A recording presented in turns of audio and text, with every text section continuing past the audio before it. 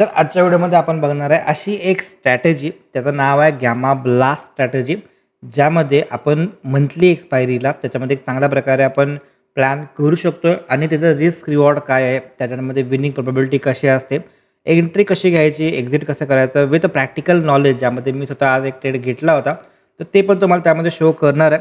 तर त्याचं जर का आपण बघायला गेलो, ओव्हरव्ह्यू जर का बघायला गेलो, तर थोडक्यात आपण चेकआउट करूया की गॅमा ब्लास्ट हा प्रकार काय आहे. जनरली आपण ऐकलं असेल हिरो झिरो किंवा आपण ऐकलं असेल गॅमा ब्लास्ट. तर ह्याचा अर्थ असतो की मार्केट मंथली एक्सपायरीमध्ये काय होते, मंथली एक्सपायरीमध्ये जे पोझिशन असते बिग प्लेयरचे, जे पण पोझिशन असतात ते पोझिशन कॅरी फॉरवर्ड होत असतात, रोल ओव्हर होत असतात. मग त्या टायमिंगला क्लोजिंगच्या आसपास एक मोमेंटम कंटिन्यू येते.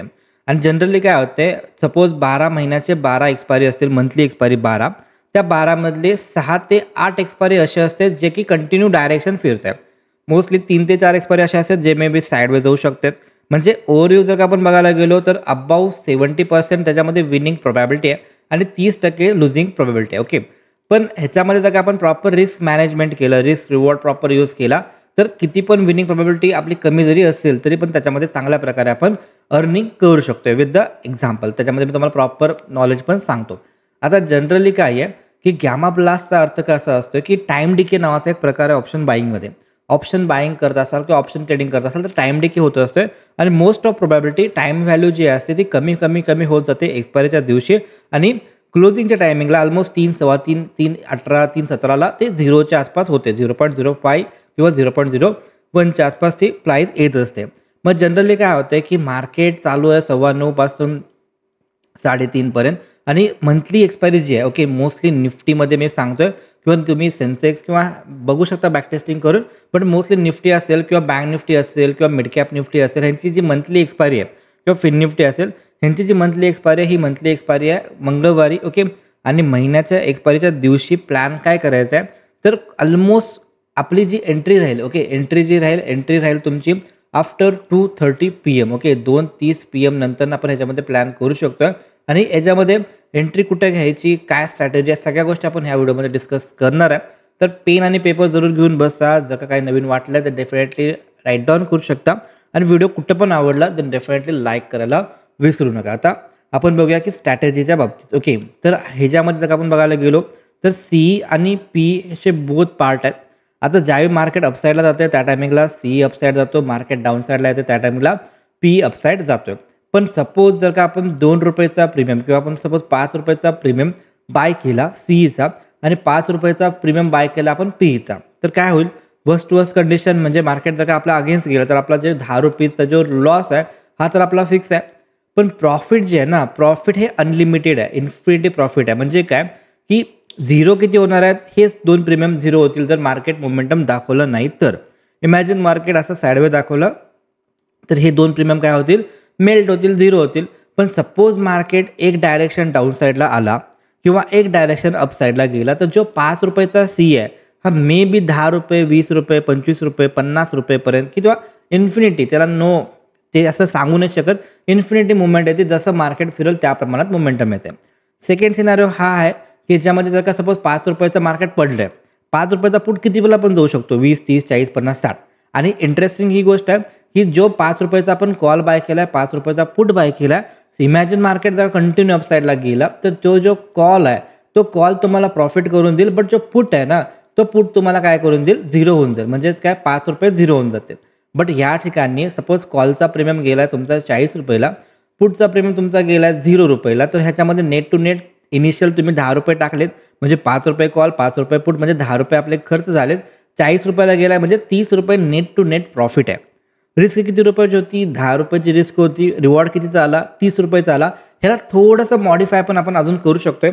एंट्री कधी घ्यायची, कुठं घ्यायची, एंट्रीमध्ये सी कुठला घ्यायचा, पी म्हणजे पहिला सी कुठला घ्यायचा, पहिला पी कुठला घ्यायचा, ऑर्डर कशी लावायची, सगळ्या बाबतीत आपण ह्याच्यामध्ये गोष्टी बघणार आहेत. सपोज आता थोडक्यात आपण बँक निफ्टीचं एक्झाम्पल घेऊया, ज्यामध्ये तुम्हाला जास्त आयडिया येऊन जाईल की मी आज बँक निफ्टी आणि निफ्टी बोथ साईडला ट्रेड म्हणजे क्रिएट केला होता आणि त्याचं एक्झाम्पल तुम्हाला लाईव्ह मार्केटमधलं पण दाखवतो. याच्यामध्ये जर आपण बघायला गेलो तर आज होता महिन्याची एक्सपायरी, तर मोस्ट ऑफ प्रोबॅबिलिटी महिन्याच्या एक्सपायरीला आफ्टर 2:30 PM 2:30 PM नंतरनं आपल्याला यायचं याच्यामध्ये आणि 2:30 PM नंतरनं आपल्याला काय करायचं, ज्यावेळी आपण ऑप्शन चेन ओपन करतो, इमॅजिन आता मी ऑप्शन चेन ओपन केली आहे, तर हा आपला ॲट द मनी आहे, हा आपला ॲट द मनी आहे. तर ॲट द मनीपासून ॲट द मनीपासून 1 स्टेप किंवा मॅक्सिमम 2 स्टेपला जायचं आहे. ॲट द मनीपासून 1 स्टेप किंवा मॅक्सिमम 2 स्टेपपर्यंत यायचं आहे आणि सिमिलरली पुट साईडला ॲट द मनी किंवा ॲट द मनीपासून 1 स्टेप किंवा 2 स्टेप अवे जायचं आहे. कॉल साईडला ॲट द मनी किंवा ॲट द मनीपासून 1 किंवा 2 स्टेप अवे, पुट साईडला ॲट द मनी किंवा ॲट द मनीपासून 1 किंवा 2 स्टेप अवेचा 2:30ला जे पण प्रीमियम असतील. ओके, आता बँक निफ्टी करत असेल तर 10 ते 12 रुपयाची रेंज पकडायची आहे. निफ्टी करत असेल तर 5 ते 4 रुपयाची रेंज तुम्ही पकडू शकता. ओके, तर निफ्टीसाठी कोणत्या रुपयाचे स्ट्राईक प्राईस घ्यायचे आहेत, जे पण स्ट्राईक प्राईस जे की 5 ते 4 रुपयाच्या आसपास आहेत आफ्टर 2:30 PM नंतर ते आपण घेऊ शकतो आणि 10 ते 12पर्यंतचे बँक निफ्टीमध्ये आपण प्लॅन करू शकतो. आता काय करायचं आहे, त्याच्या आधी कुठं पण एंट्री घ्यायची नाही आहे. ओके, इमॅजिन कुठं पण एंट्री घ्यायची नाही आहे. थोडं तुम्हाला प्राइस ॲक्शन नॉलेज पाहिजे जेणेकरून जास्त आयडिया येऊन जाईल. ओके, आता सपोज जर का आपण हे लेवल बघायला गेलो तर हे लेवल आपले रेजिस्टन्सचा एरिया, हा होता रेजिस्टन्स, पहिल्यांदा हा होता सपोर्ट, मग हा झाला सपोर्ट तुटला, हा रिटेस्ट केला आणि आता हा फर्स्ट अटेम्प्टला यायला म्हणजे हा काय काम करणार, रेजिस्टन्सचं काम करणार. सेकंडला पण रेजिस्टन्स काम करते, पण पहिल्याला चांगलं असते. आता आपली एंट्री कुठं व्हायला पाहिजे होती, इमॅजिन आता इथं किती वाजलेत, इथं वाजले 2:15. तर आपलं टायमिंग काय आहे, 2:30पर्यंत आपल्याला इथं बघायचं नाही आहे. ह्या स्ट्रॅटेजीसाठी तुम्ही तुमच्या वेगवेगळ्या स्ट्रॅटेजीसाठी बघू शकता, बट ह्या स्पेसिफिक स्ट्रॅटेजीसाठी 2:30पर्यंत तुम्हाला काही करायचं नाही आहे. 2:30 कुठं वाजले, 2:30 इथं वाजले, समथिंग इथं. ओके, 2:30 तुमचे कुठं वाजलेत, इथं वाजलेत. आता आपल्याला सोपं डोकं लावायचं आहे. हा पाठीमागचा काय आहे, हा पाठीमागचा आता काय होईल, इथं मार्केट आले म्हटल्यावरती हा होईल तुमचा रेजिस्टन्स, हा होईल तुमचा सपोर्ट. ओके, हा झाला तुमचा रेजिस्टन्स, हा झाला तुमचा सपोर्ट. आता त्यातल्या त्यात जर का आपण थोडक्यात बारकं बघायला गेलो तर हा आपला सपोर्टच्या आसपास आहे, म्हणजे हे जे मार्केट आहे हे तुमचं सपोर्टच्या आसपास आलं. तुम्ही इथं पण कुठं पण प्लॅन करू शकता. तर ज्या टायमिंगला मार्केट सपोर्ट किंवा रेजिस्टन्सच्या जवळ येते, ओके, असं नाही की जवळ म्हणजे त्या तिथंच पाहिजे असं पण काही नाही, जवळ जरी असेल तरी पण चालू शकते. तर सपोज मार्केट सपोर्ट किंवा रेजिस्टन्सच्या जवळ आलं असेल 2:30पर्यंत जर का मार्केट त्या ठिकाणी आलं असेल तर आपण त्या स्ट्राईक प्राईजवरती काम करू शकतो. मी थोडक्यात तुम्हाला आपला जो एंट्री आहे ते दाखवतो. जर का आपण याच्यामध्ये बघायला गेलो 58, आता मी एकच कसं काय घेतलं ते पण सांगतो. मी ना फक्त माझी एंट्री फक्त पुट साईडला झाले आणि पुट साईडला आपण एक लॉटने काम केलं आहे. 12 रुपयाला बाईंग केला होता, 25 रुपयाला एक्झिट. ॲक्च्युली हे जे एक्झिट आहे हे तुम्हाला दाखवतो चार्टवरती. ओके, त्यानंतरनं 6 रुपयाचा प्रीमियम, म्हणजे मला 5 घ्यायचा होता, थोडंसं लेट झाला. 6 रुपयाचा प्रीमियम ऑलमोस्ट म्हणजे हे डबलला सेल आउट केलं आहे. आता सगळ्यांना काय वाटेल की बाबा कमी रुपीज भेटलेत किंवा हे रुपीज भेटले, डिपेंड अपॉन क्वांटिटी आणि तेवढेच पैसे ह्याच्यामध्ये लावायचे असते जे की झिरो होऊ शकते. ओके, असं नाही की ह्याच्यामध्ये एकदम भारी डबल झाले पैसे म्हणजे 1,00,000 लावतो, असं करायचं नाही, हे मूर्खपणा होतं. ह्याच्यामध्ये हे जे सेटअप आहे, हे जे स्ट्रॅटेजी आहे, मी ह्याच्यामध्ये कधी काम करतोय, इमॅजिन सपोज आपलं जेवढं पण कॅपिटल आहे, फॉर एक्झाम्पल आपले काहीतरी कॅपिटल आहे, सर्टन 10,000 रुपये आपल्याकडे आहेत, तर ह्या 10,000चे 1% किती रुपये होतील. ओके, तर ती जेवढी रिस्क राहील 0.5%, 1%, जेवढी तुमच्या कॅपिटलची रिस्क आहे तेवढीच तुम्ही कॅपिटलला घेऊ शकता. इमॅजिन सपोज माझ्याकडे 10,000 रुपये आहेत, तर 10,000चे 1% रिस्क किती रुपये होते, 100 रुपये.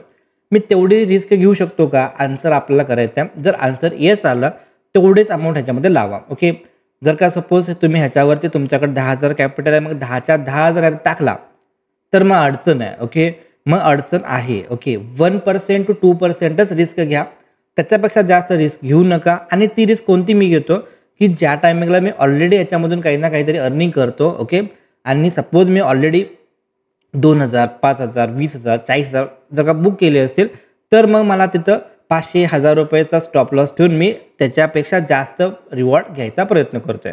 तर ही पहिला मनी मॅनेजमेंटचा पॉईंट होता की रिस्क तेवढीच घ्या जेवढी कॅल्क्युलेटेड असेल. असं नको की उगाच आपलं हाय म्हणून घ्या, असं नको. ओके, जर का माझ्याकडे सपोज 1,00,000 रुपये असतील तर तेवढेच रुपयाची, आता असं नाही की 1,00,000ला 10,000ची रिस्क घ्या, असं पण नको. 1,00,000 रुपये असतील तर तुम्ही 1,000 रुपयाची रिस्क घेऊ शकता. 50,000 रुपये असतील तुमच्याजवळ, 40 ते 50,000, तरी पण 500 ते 700 रुपयाची रिस्क तुमच्यावर डिपेंड आहे. ती रिस्क माझी कुठली असते, फॉर एक्झाम्पल आता सपोज आज मी दुसरा ट्रेड कुठला केला नाही आहे, सपोज जर का मी केला असता त्यामध्ये सपोज मला 6,000 रुपये आले असते किंवा 2,000 रुपये आले असते किंवा 5,000 10,000 एक अमाऊंट आली असती, तर त्याच्यामधले ₹500 ₹1,000ची मी रिस्क दिली असती. कळलं? प्रॉफिटमधले पैशाची रिस्क घ्या, ना की स्वतःच्या पैशाची रिस्क घ्या. स्वतःच्या पैशाची रिस्क घेतला तर अडचण होऊ शकते. ओके. आता ह्याच्यामध्ये जर का बघायला गेलो, ऑर्डरमध्ये बघा, ऑर्डरमध्ये मी ऑलरेडी ऑर्डर लावले आहेत. तुम्हाला दिसेल एवढे सगळे ऑर्डर लागलेच काय. तर पहिल्यांदा तर हे कॅन्सल झाले, हे ऑर्डर कॅन्सल झाले. मोस्ट ऑफ ऑर्डर आपल्या कॅन्सल आहेत. आता इथं जर का आपण बघायला गेलो, मोस्टली ऑर्डर कुठं झाली आपली सक्सेस, आपली पहिला बँक निफ्टीमध्ये, पहिल्यांदा समथिंग बँक निफ्टीमध्ये आपली ऑर्डर सक्सेस झाली इथं. ओके. एक लॉट घेतला ₹12 हा ऑर्डर सक्सेस झाले. त्यानंतर निफ्टीची ऑर्डर सक्सेस झाली. मी ह्या साईडला कॉलचे पण ऑर्डर टाकली होते. ओके. आता हे पण सांगतो, मी कॉलचे पण ऑर्डर टाकले होते, पण माझे ट्रिगर फक्त पुट झाला आहे. ओके. तर हे फायदा आहे ॲडव्हान्स ऑर्डरचा. जर तुम्हाला ॲडव्हान्स ऑर्डर कसे घ्यायचे आहेत हे माहिती नसेल तर कमेंट करा ॲडव्हान्स ऑर्डर. कमेंट जेवढा जास्त येतील त्यानंतर मी तो वाला व्हिडिओ पण तयार करतो. तर ॲडव्हान्स ऑर्डरचा मला फायदा हा झाला, त्यामुळे माझी पुटमध्येच एंट्री झाली, कॉलमध्ये एंट्रीच झाली नाही. तर ते माझा एक फायदा झाला. त्याच्यामुळं इकडचा जो लॉस होणार होता तो माझा वाचला डायरेक्टली. ओके. माझी फक्त पुटला एंट्री झाली. त्यानंतर जर का आपण बघायला गेलो तर त्यानंतरनं जो प्रीमियम बाय केला होता डायरेक्टली अपसाईड मोमेंटम आली होती. थोडक्यात जर का आपण बघायला गेलो 58,800चा जर का आपण पुट बघायला गेलो इथं 58,800चा पुट बघायला गेलो तर कॉल तर झिरोच झाला, बट पुट जर का आपण बघायला गेलो पुट पण झिरो आहे. बट मोस्टली इथं मी टार्गेट मार्किंग केले होते. हे जनरली रिस्क रिवॉर्ड वाईज होते. जर का मी होल कॅपिटलची रिस्क घेते बिकॉज ₹12लाच परचेस केला तर काय स्टॉप लॉस ठेवायचा, मी डायरेक्टली ₹12चा स्टॉप लॉस ठेवला होता आणि डायरेक्टली झिरो. ओके. तर इथनं हा 12 पॉईंट गेला, म्हणजे 1:1च्या आसपास हा गेला.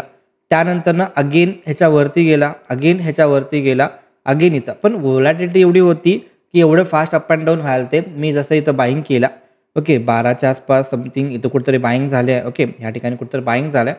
बाईंग नंतरनं डायरेक्टली हा गेला जवळपास 30ला. त्यानंतर मी ट्रेल केला. मी जसं हा 1:1 क्रॉस केला ह्याच्यावरती क्लोजिंग आली, मीनं काय केला, माझा स्टॉप लॉस जो आहे हा इथं आणून टाकला होता. म्हणजे जिथं माझी एंट्री झाली होती ₹12ला, मीनं स्टॉप लॉस आणला होता 10 ते 9च्या आसपास मीनं स्टॉप लॉस आणला. त्यानंतरनं काय झालं, त्यानंतरनं हा गेला ₹37, त्यानंतरनं 47. असं करत करत ट्रेलिंगमध्ये समथिंग इथं कुठं तर माझं ट्रेलिंग SL हिट झाला आहे.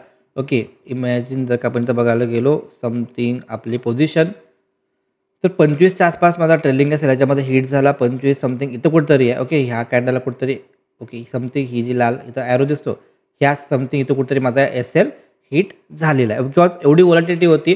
जर का आपण चेकआउट करायला गेलो, सपोज कोणतं टायमात एक्झिट केला असतं प्रॉपर, तर त्याच्यासाठी चांगला रिवॉर्ड झाला होता.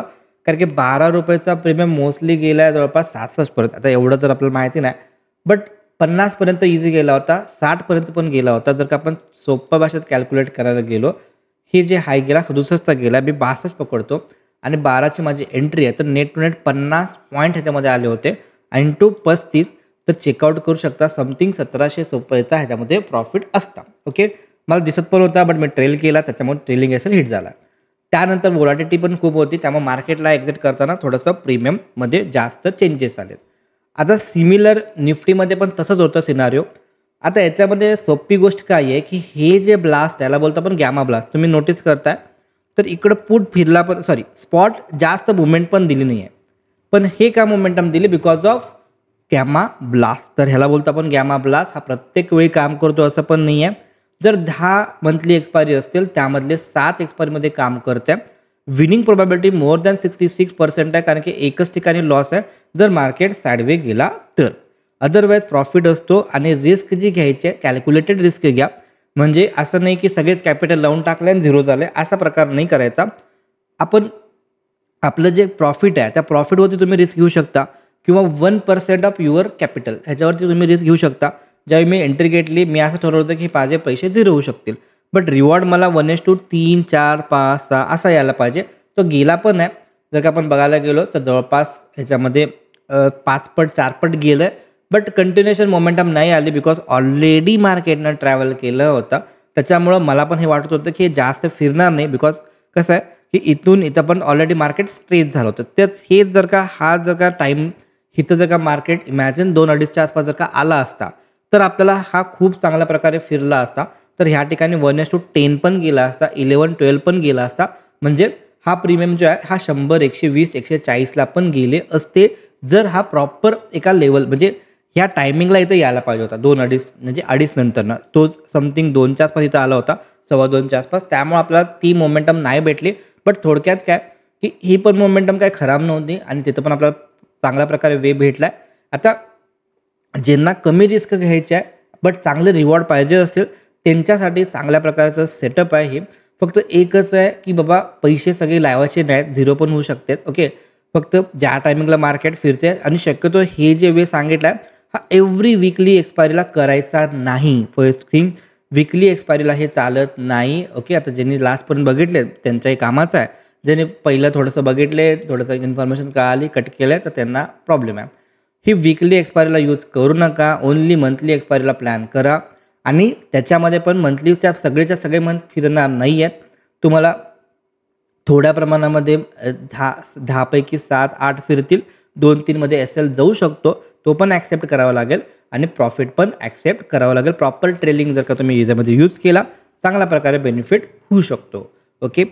आणि जर का सपोज व्हिडिओमध्ये काय अडचण वाटली असेल तर कमेंट करू शकता. ओके. त्याच्यावरती आपण रिप्लाय करू शकतो.